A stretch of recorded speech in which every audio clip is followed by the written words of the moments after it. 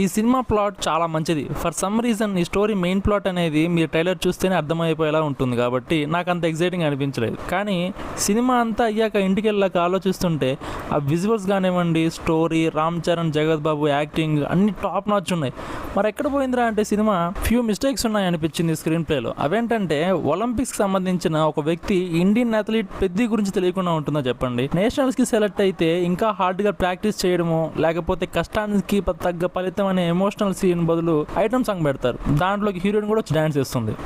ఆ ఊరికి railway station కావాలి అనేది ఒక నీడ్. కానీ ఎందుకు గవర్నమెంట్ హెల్ప్ చేయట్లేదు అంటే ఇగ్నోరెన్స్ అంతే. అంటే అలా కాదు కదా, ఏదైనా scam or any bad intention ఉండాలి కదా పొలిటీషియన్స్కి, అది పెట్టలేదు.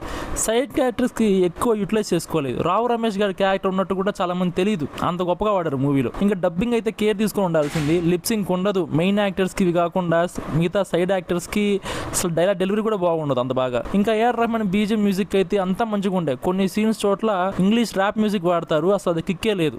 Jahnavi Kapoor role item song, ఇంకా ఫ్యూ లేక్ జోక్స్ అసలు అవసరం లేదు సినిమాకి. కొన్ని ఆల్టర్ చేస్తే ఇంకా ఇది నిజంగా నేషనల్ వైడ్ సినిమా అవ్వచ్చు.